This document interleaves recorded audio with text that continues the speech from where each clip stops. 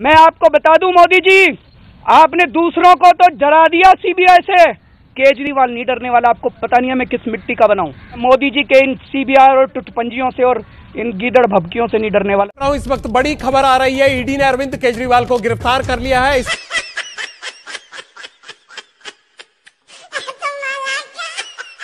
दिल्ली वाले मुफ्तखोरों का सारे काम गड़बड़ा गए।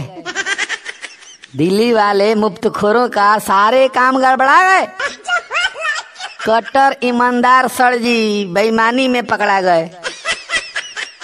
लगातार पैंट गीला कर रहे हैं तो सूखेगा कब? ईडी वाले हमें पकड़ेंगे, उनकी कहाँ औकात है। ईडी वाले हमें पकड़ेंगे, उनकी कहाँ औकात है। पूरा देश तो झूठा है, केवल सत्य मेरी बात है। अब सड़ेंगे सर जी कई साल तक। अब सड़ेंगे सर जी कई साल तक।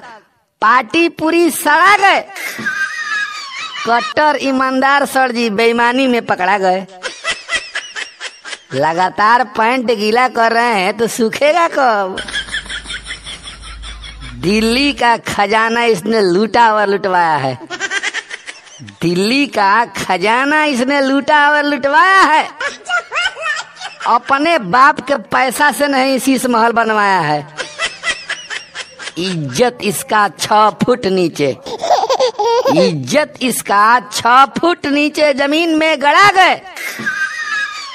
कट्टर ईमानदार सर जी बेईमानी में पकड़ा गए। लगातार पैंट गीला कर रहे हैं तो सूखेगा कब?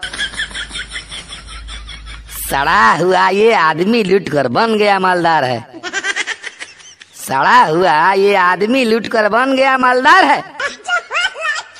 जितने बेईमान लोग हैं कहते हैं ईमानदार है।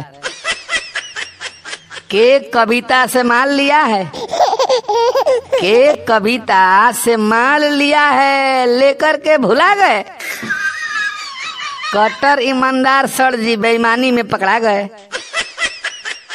लगातार पैंट गीला कर रहे हैं तो सूखेगा कब?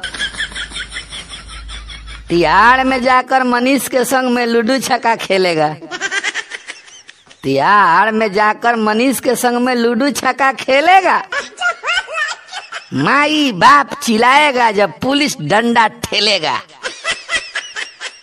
बहुत बड़ा बेईमान है भाई, बहुत बड़ा बेईमान है भाई। हजारों करोड़ ये खा गए।